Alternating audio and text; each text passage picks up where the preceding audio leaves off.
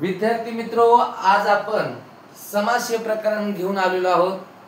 आजचं हे लेक्चर समास प्रकरणावर असणार आहे। सरळ सेवा जेवढ्या काही भरत्या होत आहेत त्यामध्ये मराठी व्याकरण 25 प्रश्न घेऊन येत आहे मराठी व्याकरण, आणि 25 प्रश्नामध्ये समास, अलंकार, वाक्याचे प्रकार, काळ, वाक्प्रचार, म्हणी, अलंकारिक शब्द, शब्दसमूहाबद्दल एक शब्द, समानार्थी विरुद्धार्थी शब्द आणि उतारा यावर प्रश्न पडत आहेत। आता हे जे प्रकरण आहे हे समास प्रकरण आज इयत्ता 10वी, इयत्ता 9वी व 12वीच्या विद्यार्थ्यांना सुद्धा हे समास प्रकरण आहे। खूप महत्त्वाचं प्रकरण आहे आणि हे आज आपण या व्हिडिओमध्ये पाहणार आहोत। समास प्रकरण जेवढं अवघड आहे तेवढं सोपं आहे। आपण एक एक समास पाहणार आहोत। आता 10वी आणि 12वी मध्ये समासाची व्याख्या काय दिली, दोन शब्द एकत्रित येण्याच्या प्रक्रियेला समास असं म्हणतात। ही व्याख्या आपल्याला 10वी आणि 12वीच्या पुस्तकामध्ये दिलेली आहे। म्हणून बऱ्याच विद्यार्थ्यांना या व्याख्यानुसार जर आपण समास शिकलो तर तो लक्षात राहणार नाही। आपण काही समास समजून घेण्यासाठी एक सोप्या पद्धती आहेत, त्यानुसार आपण समास शिकणार आहोत। आता दोन शब्द एकत्रित येण्याच्या प्रक्रियेला समास म्हणतात, ठीक आहे। ही व्याख्या पुस्तकी व्याख्या आहे आणि ती आपल्याला एक व्याख्या म्हणून पाठ करायची आहे। परंतु ज्यावेळेस समासाचे प्रकार आणि त्याचे उपप्रकार आपल्याला विचारण्यात येतील आणि त्याची फोड करा म्हणतील त्यावेळेस मात्र आपल्याला ही व्याख्या गोंधळात टाकण्याची दाट शक्यता आहे। म्हणून समास समजून घेण्यासाठी आपल्याला मी या ठिकाणी एक सांगतो, समास आणि संधी हे दोन्ही एकसारखंच आहे। समासामध्ये सुद्धा दोन शब्द असतात आणि संधीमध्ये सुद्धा दोन शब्द असतात।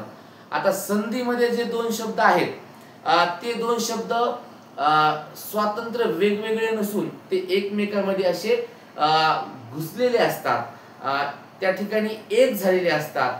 आणि समासामध्ये मात्र हे दोन्ही शब्द हे स्वातंत्र्य असतात, ते वेगवेगळे असतात। आणि या समासाचे आणि संधीचं जे काही आपल्याला व्याख्या आपण घेणार आहोत ती व्याख्या घेऊनच आपण त्याचे प्रकार, त्याचे प्रश्न, त्याची फोड कशी करायची, समास ओळखायचा कसा हे आपल्याला शिकायचे। आता संधी म्हणजे काय?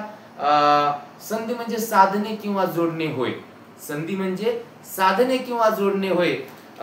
त्याच्यानंतर दुसरी एक व्याख्या आहे, पहिल्या शब्दातील शेवटचा वर्ण आणि दुसऱ्या शब्दातील पहिला वर्ण एकत्रित येण्याच्या प्रक्रियेला संधी म्हणतात। आता ही झाली संधी। संधीमध्ये सुद्धा दोन शब्द असतात पण ते एकमेकांमध्ये मिसळलेले असतात। समासामध्ये दोन्ही शब्द असतात ते वेगवेगळे स्वतंत्र असतात, ते एकमेकांमध्ये मिसळत नाहीयेत। म्हणून जसं जर आपण एखादं उदाहरण बघितलं, सूर्य अधिक उदय बरोबर सूर्योदय बरोबर आहे। त्यानंतर आपण जर बघितलं, पाप अधिक पुण्य बरोबर पाप पुण्य, हे वरची झाली संधी आणि खालचा झाला समास। मी मगाशी सांगितलं तुम्हाला, संधीमध्ये दोन शब्द आहेत, समासामध्ये सुद्धा दोन शब्द आहेत। संधीमध्ये दोन शब्द एकमेकांमध्ये मिसळून एक शब्द तयार होतो, जसा की इथं सूर्य उदय या दोन शब्दापासून सूर्योदय हा शब्द तयार झाला, आणि पाप आणि पुण्य या दोन शब्दापासून पाप पुण्य जशाला तसा शब्द राहिलेला आहे त्याला समास असं म्हणतात। आता हा समास आज आपल्याला शिकायचा आहे। आता समास शिकत असताना समासाचे काही प्रकार आहेत। समास शिकत असताना समासाचे एकूण 4 प्रकार आहेत। ते चारी प्रकार आपल्याला 1-2 व्हिडिओ मध्ये घ्यायचे आहेत। तर पहिल्यांदा आपण समासाचे प्रकार पाहू। समास म्हणजे मी सांगितलं तुम्हाला, समास म्हणजे दोन शब्द एकत्रित आणण्याच्या प्रक्रियेला समास म्हणतात, आणि दोन्ही शब्द एकत्रित येऊन जो तयार झालेला शब्द आहे त्याला सामासिक शब्द म्हणतात. आता जसं की आपण हे पाप आणि हे पुण्य हे दोन शब्द एकत्रित आणून आपण जो शब्द तयार केला, जी प्रक्रिया केली, त्या प्रक्रियेला काय म्हणायचं? समास म्हणायचं. प्रक्रिया करायलो आणि प्रक्रिया करून पाप पुण्य हा शब्द तयार झाला आणि या शब्दाला आपण काय म्हणतो? सामासिक शब्द असं म्हणतो. काय म्हणतो? सामासिक शब्द आपण त्याला असं म्हणतो. म्हणजे दोन शब्दापासून तयार झालेल्या शब्दाला काय म्हणायचं? सामासिक शब्द. तो सामासिक शब्द आपण लिहिलेला आहे. चला, आज आपल्याला कळालं समासामध्ये दोन शब्द असतात, ते स्वतंत्र असतात, त्याचा अर्थ स्वतंत्र असतो आणि ते एकमेकांमध्ये मिसळत नाही. आणि या दोन शब्दापासून जो शब्द तयार झाला त्याला सामासिक शब्द असं म्हणतात. ह्या शब्दाला सामासिक शब्द म्हणतात. आता या सामासिक शब्दाची फोड करा म्हणजे विग्रह करणे. त्याचा अर्थ आपल्याला समजून घेणं गरजेचं आहे. पाप पुण्य या शब्दाची फोड करणे म्हणजे विग्रह करणे. पाप किंवा पुण्य. आता फोड इकडे जागा नाही, मी खाली लिहून घेतो. फोड करणे म्हणजे विग्रह करणे. विग्रह. आता पाप पुण्य या शब्दाची फोड कशी करतात? तर फोड कशी करतात, विग्रह कसा करतात? पाप किंवा पुण्य. तुम्ही म्हणता सर हे तुम्ही आम्हाला हे किंवा कसं आलं? पाप पुण्याची फोड पाप किंवा पुण्यच कशी आली ही मी तुम्हाला सांगणार आहे. मला इथं दोनच गोष्टी सांगायच्या. सामासिक शब्द कोणाला म्हणायचं? दोन शब्द तयार होऊन आलेल्या शब्दाला सामासिक शब्द म्हणायचं. आणि या सामासिक शब्दाची फोड करणे म्हणजे विग्रह करणे आणि ही फोड आहे. आता यावर आपल्याला दोनच प्रश्न येतात. एक तर समास ओळखा आणि त्याची फोड करा. आता हा समास कोणता आहे, हा समास कोणता आहे आणि त्याची फोड करा.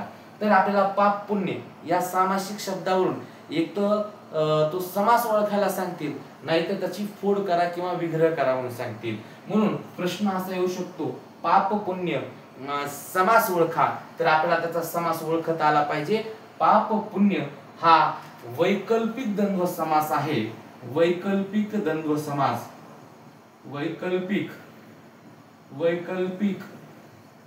द्वंद्व समास. वैकल्पिक द्वंद्व समास हा समासाचा प्रकार आहे आणि त्याची फोड पाप किंवा पुण्य आहे. तुम्ही म्हणता सर हे वैकल्पिक द्वंद्व समासच का म्हणायचं? ते सगळं मी सांगणार आहे, त्याच्यात काही चिंता करू नका. परंतु तीन शब्द लक्षात ठेवा. सामासिक शब्द कसा आला, त्याची फोड कशी केली आणि त्याचा प्रकार आपल्याला ओळखता आला पाहिजे. हे दोन प्रश्न आपल्याला त्याच्यात विचारले जातात. आता आपण पाहणार आहोत समासाचे प्रकार. एकूण समासाचे प्रकार किती आहेत? तर समासाचे एकूण प्रकार हे 4 आहेत. नंबर 1 आहे अव्ययीभाव समास. नंबर 1 आहे अव्ययीभाव समास. अव्ययीभाव समास. नंबर 2 आहे तत्पुरुषी समास.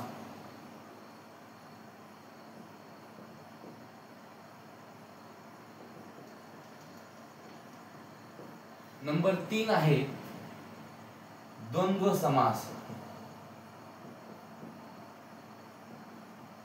आणि नंबर 4 आहे बहुव्रीही समास.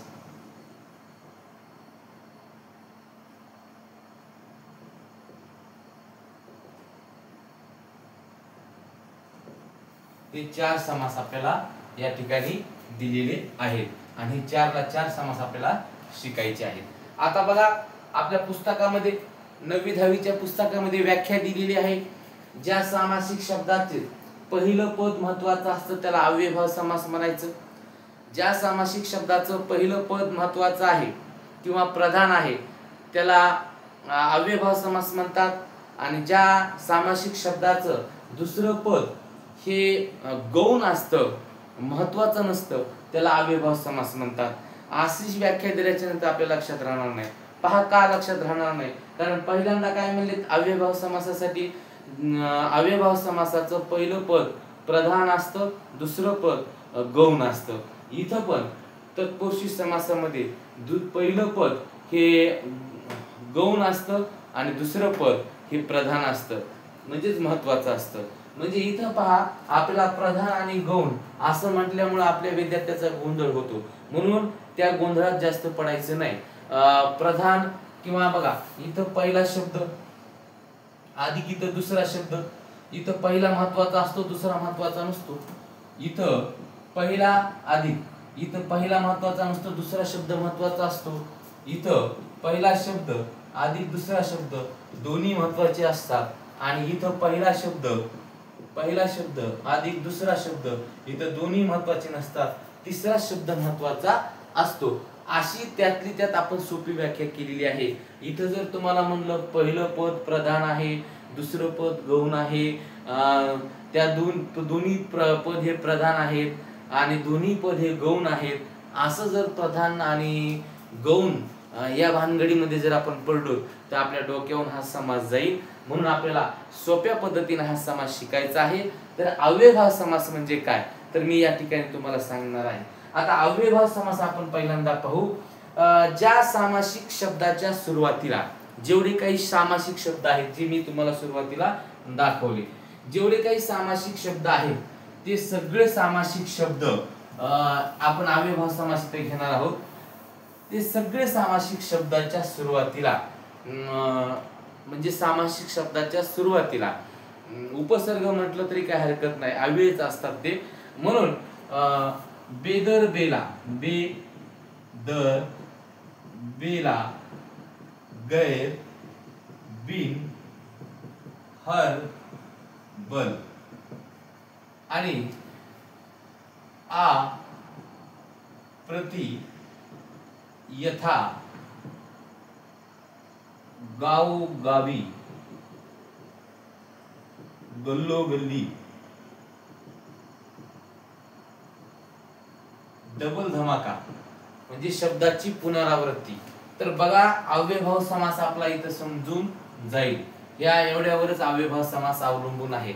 एखाद्या सामासिक शब्दाच्या सुरुवातीला बेदर बेला गैरबिन हरबल आ प्रति यथा गावोगावी गल्लोगल्ली असे डबल धमाका किंवा शब्दाची पुनरावृत्ती असणारे शब्द जर आले वाक्यामध्ये सामासिक शब्दात, त्याला डायरेक्ट काय म्हणायचं, हे उदाहरण किंवा हा सामासिक शब्द अव्ययभाव समासाचा आहे. कोणता प्रकार आहे तर अव्ययभाव समासाचा प्रकार आहे. अव्ययीभाव तर बघा बेशक, बेशक आता हा सामासिक शब्द आहे. बघा सामासिक शब्द मी इथे देतो. सामासिक शब्द कसे तयार होतात ह्याच्यापासून, सामासिक शब्द पहा. तर कोणकोणते होतात तर सामासिक शब्दामध्ये बेशक, दररोज, गैरहजर, बिनधास्त,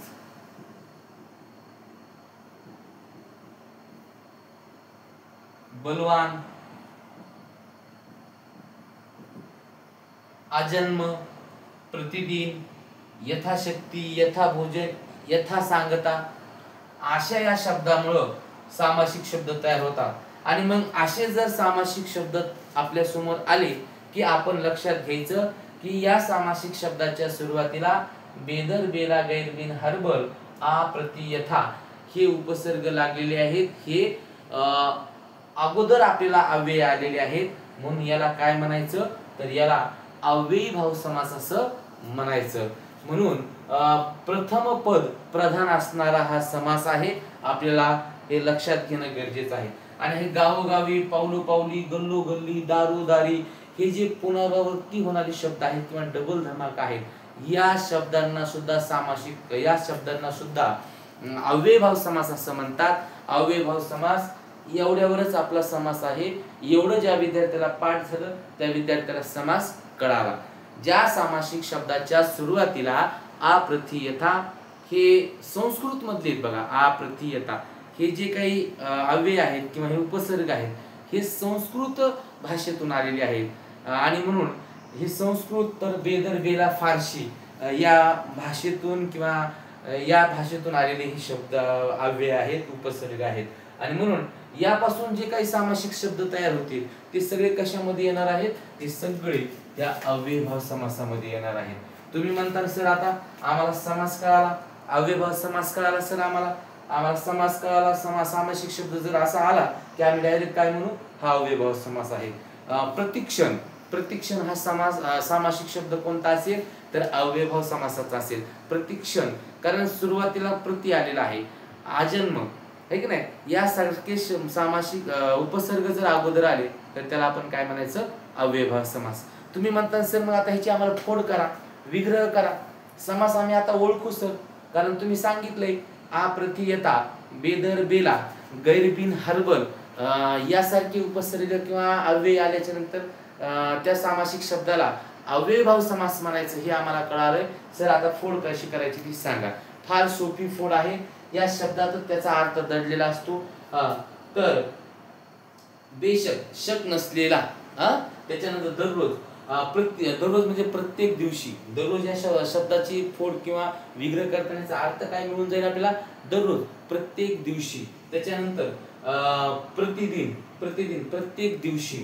आजन्म जन्मापासून यथा शक्ती शक्तीप्रमाणे त्याचा अर्थ आपल्याला अशी फोड करायची आहे. बऱ्याच शब्दाचे अर्थ तुम्हाला माहिती आहे त्याची फोड आपोआप करता येईल. गैरहजर हजर नसलेला. त्याच्यानंतर बिनधास्त धास्ती शिवाय अशी त्याची फोड आपल्याला करायची आहे. आणि ही फोड करून आपल्याला अशा पद्धतीचा सामासिक शब्द आला तर तो प्रकार पण ओळखता आला पाहिजे आणि त्याची फोड सुद्धा आपल्याला करता आली पाहिजे. म्हणून हा व्हिडिओ खूप महत्त्वाचा आहे. याची फोड मी सांगितली आहे. तर बेशक दररोज गैरहजर बिनधास्त बलवान आजन्म प्रतिदिन प्रतिक्षण यथाशक्ती यथाभोजन याची फोड सुद्धा मी सांगितली कशी करायची ती नीट समजून घ्या. आणि यानंतर आपण तत्पुरुषी समास पाहणार आहोत. द्वंद्व समास सुद्धा पाहणार आहोत आणि बहुर्वी समास पाहणार आहोत. तत्पूर्वी मी एवढंच सांगतो की बहुर्वी समासामध्ये दोन्ही शब्द महत्त्वाचे नसतात. दोन्ही शब्द महत्त्वाचे नसतात आणि तिसरा शब्द महत्त्वाचा असतो. आणि बहुर्वी समासामध्ये सगळे देवाचे नाव असतात. आणि म्हणून जसं की नीळकंठ नीळकंठ नीळ अधिक कंठ बघा नीळकंठ हे दोन शब्द आलेले आहेत. आता या दोन शब्दापासून सामासिक शब्द कोणता तयार होईल नीळकंठ.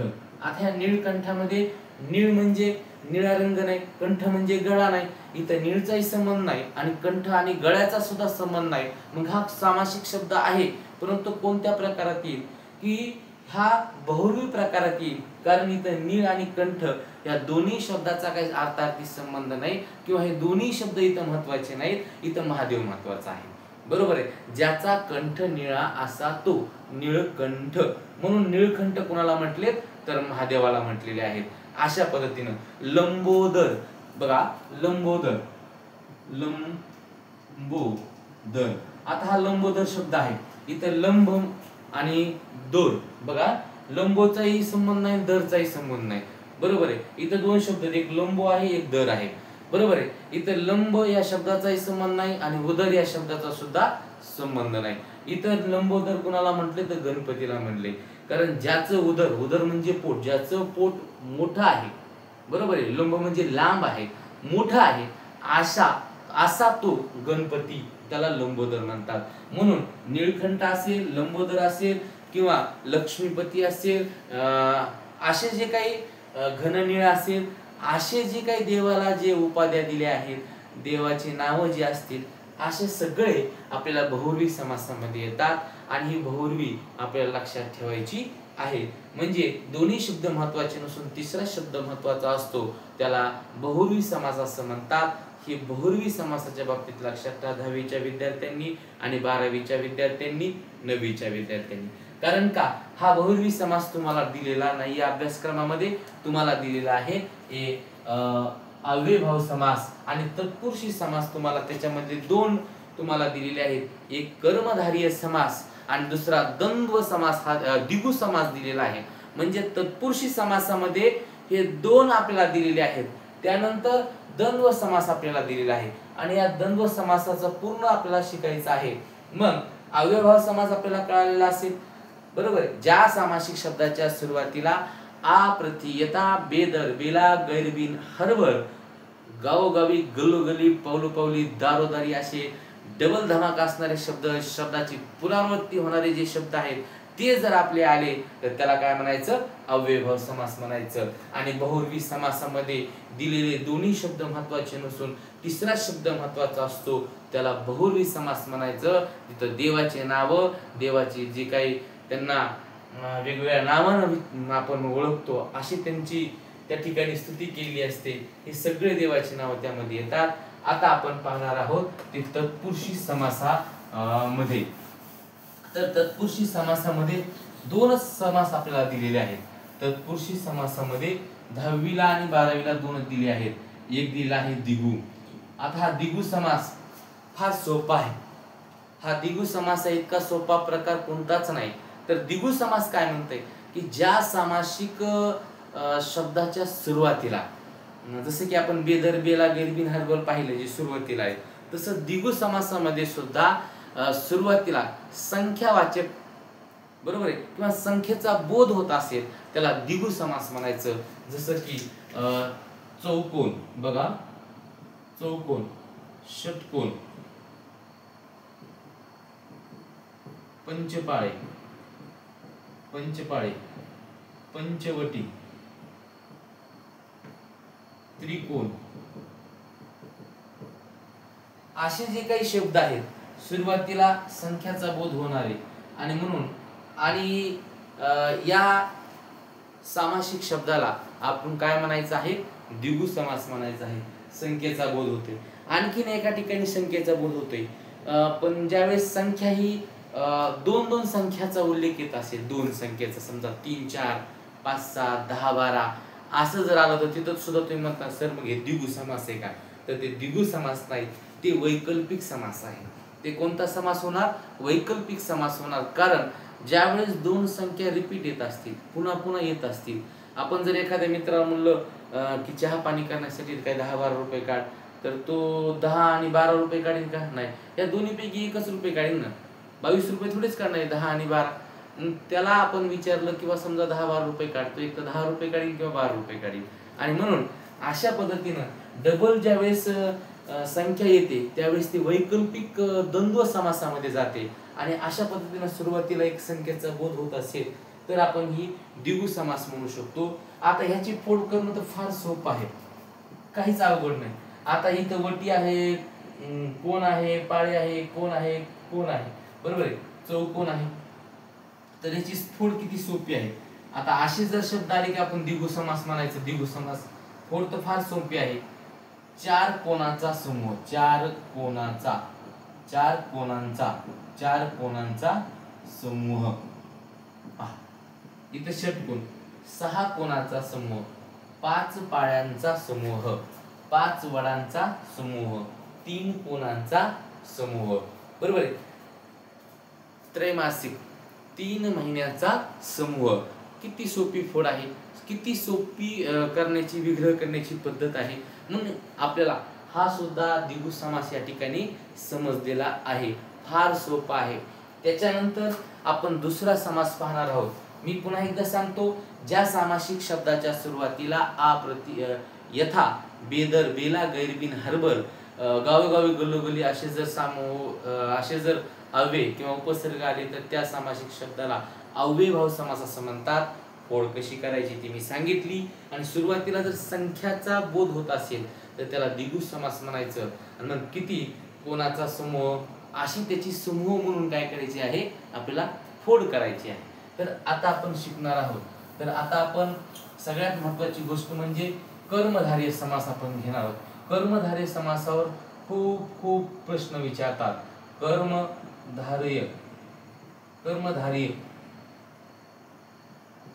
समास, कारण यामध्ये पहिलं पद आणि दुसरं पद बघा. कर्मधारय समासामध्ये पहिलं पद नाम तरी येतंय, दुसरे नाम येऊ शकते, किंवा पहिलं पद विशेषण येऊ शकते, दुसरे पद विशेषण येऊ शकते, किंवा पहिलं पद विशेषण येऊ शकते आणि दुसरं पद नाम येऊ शकते, किंवा पहिलं पद नाम येऊ शकते, दुसरं पद विशेषण येऊ शकते, किंवा पहिलं पद उपमेय येऊ शकते, दुसरं पद उपमान येऊ शकते, नाम येऊ शकते आणि अशा पद्धतीनं एक तर उपमा दिलेली असते.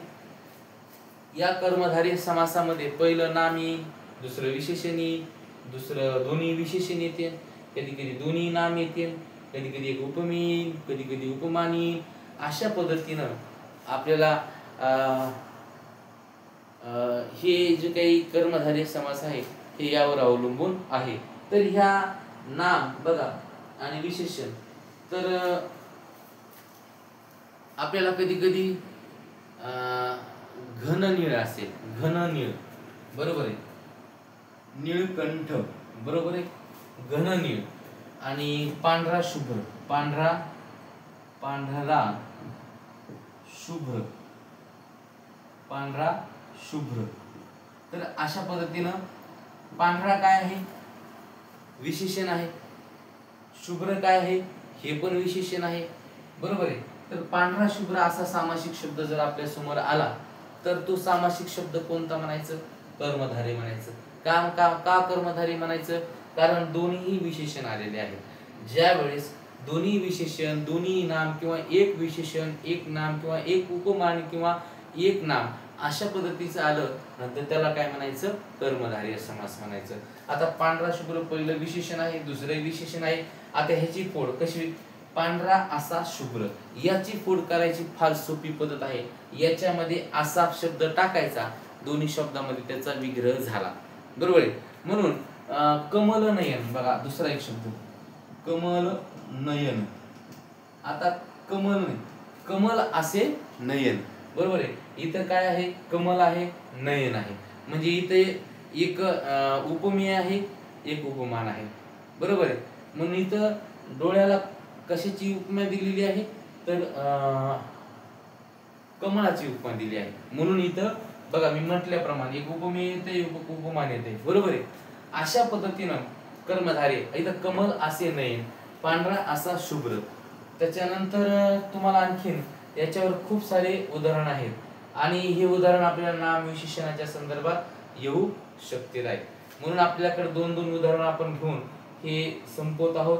पांढरा शुभ्र, कमल नयन, कमल असे नयन त्याचा विग्रह करायचा आहे. पांढरा शुभ्र, पांढरा असा शुभ्र त्याचा विग्रह झाला आणि पांढरा शुभ्र कोणता समास झाला, कर्मधारय समास झाला.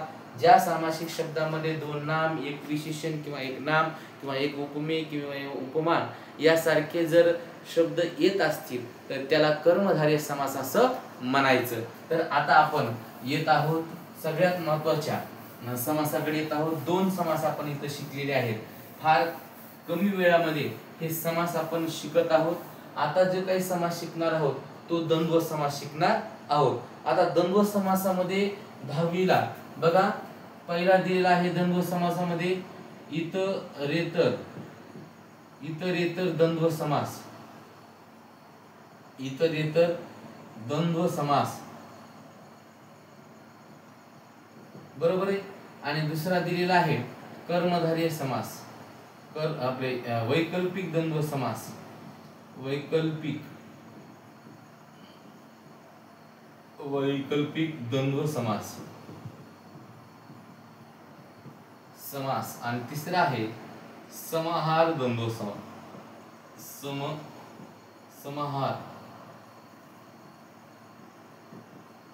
समाहार द्वंद्व समास. हे आपल्याला तीन समास या ठिकाणी दिलेले आहेत. द्वंद्व समासाचे हे तीन प्रकार दिले आहेत. या समासामध्ये आता दोन्ही पद महत्त्वाचे असतात बघा. पहिला शब्द महत्त्वाचा असतो, दुसरा शब्द महत्त्वाचा असतो. तर या तिन्ही हे झालं मेन प्रकार झाला.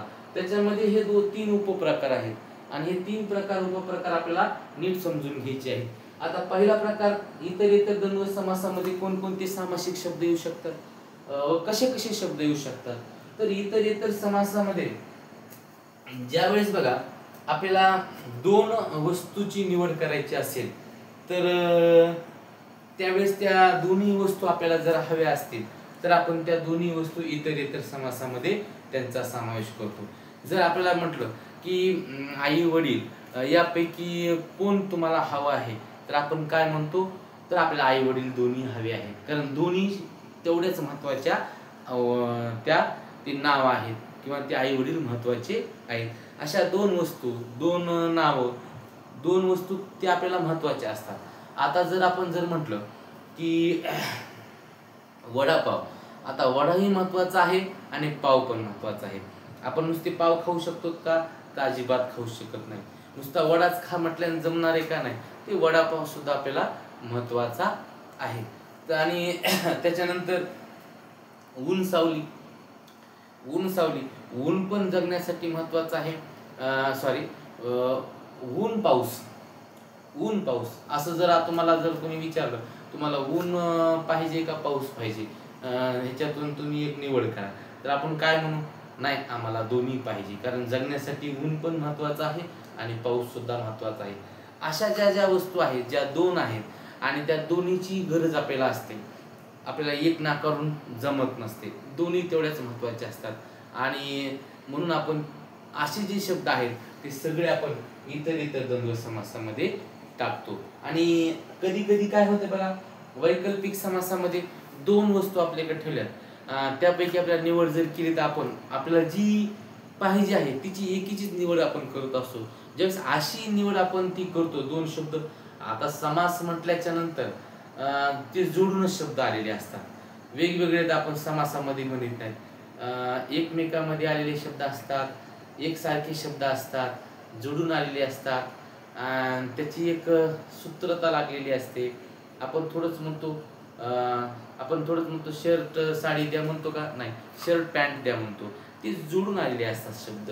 वडापाव असेल, दिवस रात्र असतील, न्याय अन्याय असेल, पाप पुण्य असेल, सुख दुःख असेल, हे जे काही शब्द आहेत, आई वडील असेल, भाऊ बहीण असेल, आपण भाऊ गर्लफ्रेंड थोडंच म्हणत नाहीत, भाऊ गर्लफ्रेंड म्हणतात का?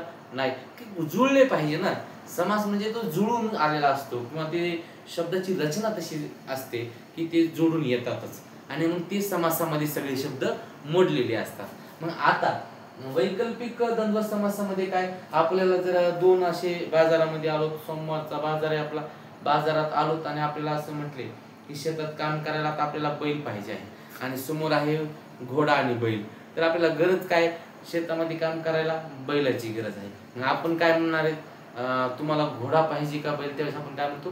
बैल आम्हाला पाहिजे. म्हणजे दोन्हीपैकी आपण काय करतो? एकाची निवड करतो. म्हणजे घोडा किंवा बैल, त्यावेळेस आपण काय करतो? बैल हे आपल्या शेतीसाठी कामासाठी आणतो. म्हणजे अशी पर्याय किंवा मध्ये जेवढे काही शब्द येतात ते आपण काय करतो? वैकल्पिक मध्ये आणत असतो. म्हणून आपल्याला ते वैकल्पिक द्वंद्व समासामध्ये आहे. दोन्ही शब्द महत्वाचे असतात. आता त्यापेक्षाही आणखीन सोपं एका ह्याच्यामध्ये आपण समजून जायचंय. आता मी जे सांगणार आहे ते ह्याच्यापेक्षाही सोपं आहे. ते कसं आहे बघा, जेवढे काही विरुद्धार्थी शब्द असतात, जेवढे काही, आता ह्याच्यापेक्षा बोलायचीच गरज ठेवली नाही मी. आता जेवढे काही विरुद्धार्थी शब्द असतात, जेवढे काही विरुद्धार्थी शब्द आहेत, ते सगळे विरुद्धार्थी शब्द कशामध्ये येतात? तर ह्या वैकल्पिक द्वंद्व समासामध्ये येतात. जेवढे काही विरुद्धार्थी शब्द आहेत तेवढे कोणते समास आहेत? तर वैकल्पिक द्वंद्व समास आहे. आणि त्यानंतर डबल संख्या, दोन संख्या एका पाठीवर, मी मगाशी शिकवताना म्हणलं द्विगु समासाच्या टायमाला की दोन संख्या लागोपाठ जर आल्या तर तो कोणता समास होतो? वैकल्पिक समास. दोन संख्या लागोपाठ आल्यास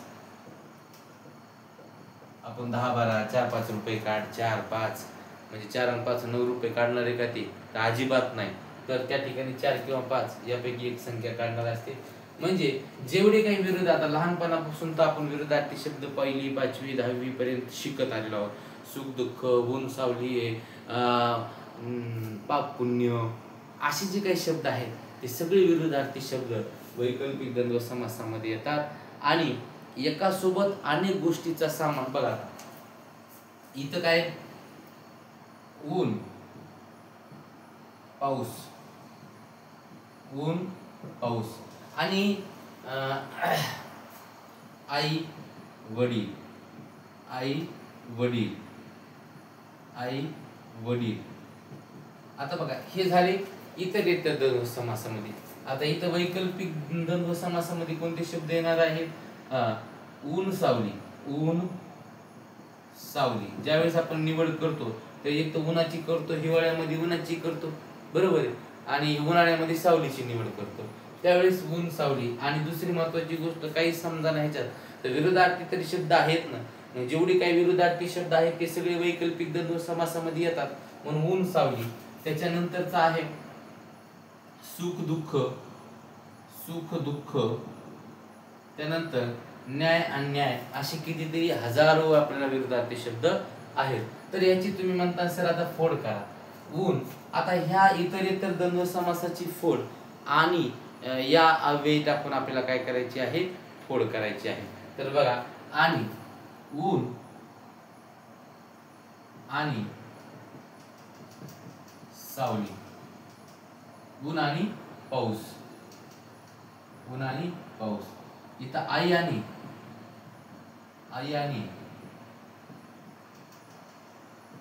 वडील, अशा पद्धतीनं आणि हे टाकून आपण काय करायची, त्याची फोड करायची, विग्रह करायचा. आता हा विग्रह केलेला आहे.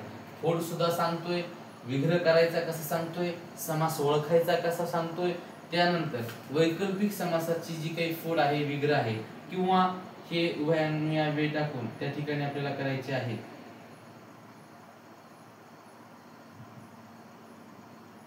ऊन किंवा सावली, सुख किंवा दुःख, सुख किंवा दुःख. त्यानंतर समाहार द्वंद्व समास, एका सोबत अनेक गोष्टीचा उल्लेख जर करत असतो त्याला समाहार द्वंद्व समास असं म्हणतात. जसं की आपण घरामध्ये केर कचरा करतो, तर केर कचरा म्हटल्याच्या नंतर त्यामध्ये फक्त केर आणि कचरा असतो का, तर अजिबात नाही. त्यामध्ये हजारो वस्तू असतात, किंवा हजारो त्या ठिकाणी आपण झाडू काढताना अनेक वस्तू त्यामध्ये असतात.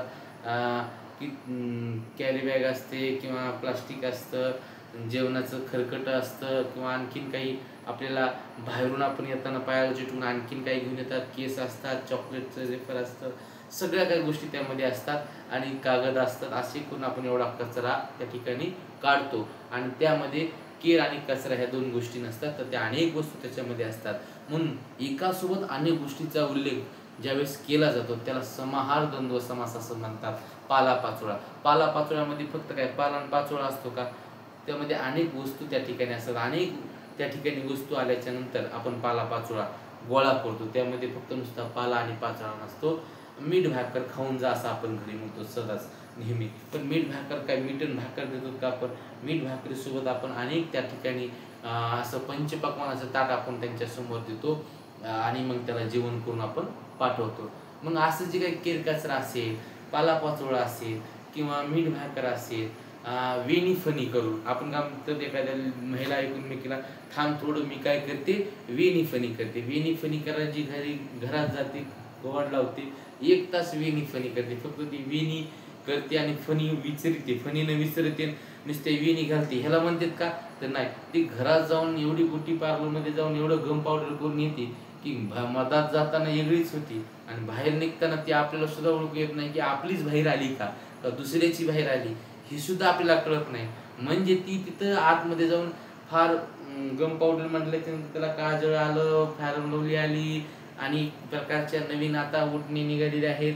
आता विकोटरमध्ये WS क्रीम अशी काही राहिलेली नाही. आता फार फार जे बदललेलं आहे त्याच्याबद्दल काही सांगणं चुकीचं आहे. तर ॲडव्हान्स आता झालेलं आहे सगळं. आता समाहार त्यालाच म्हणतात, एका सोबत अनेक. आता आपण जर कुणी घरी आलं आपल्या इथं पाहुणा, आपण जर त्याला आपल्या आपले जो काही जनावरांचा वाडा असतो तिकडे जर आपण नेला, आपण त्याला काय म्हणतो, ते जर म्हणले काय काय जनावर आहेत, आपण काय गाई गुरे आहे, गाई गुरे. फक्त गाई गुरेच आले का त्याच्यामध्ये, नाही, त्याच्यामध्ये म्हैस आली, रेडा आला, वगार आली, कारवड आली, गोरं आलं, बैल आली, कुत्रं आलं, शिळी आली, कोंबडी आली. आपण सगळे काय म्हणतो, गाई गुरे आमच्या इथं आहेत.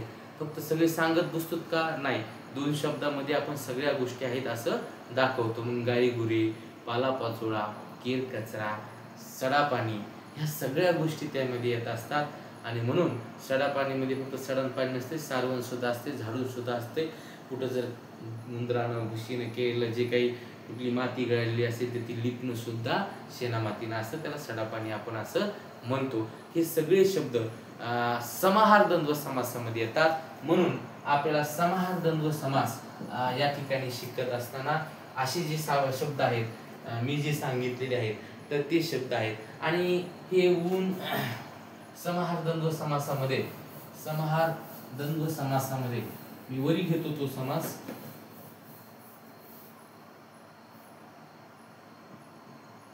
समाहार द्वंद्व समास, तर त्याच्यामध्ये जर आपण पाहिलं तर पहिलं उदाहरण आहे वेणी फणी, केर कचरा, गाई गुरे. तर ह्याची फोड कशी करायची? वेणी फणी स्वल्पविराम द्यायचा वगैरे, झाली. सगळ्याची सारखीच करायची. केर कचरा स्वल्पविराम वगैरे, गाई गुरे स्वल्पविराम वगैरे.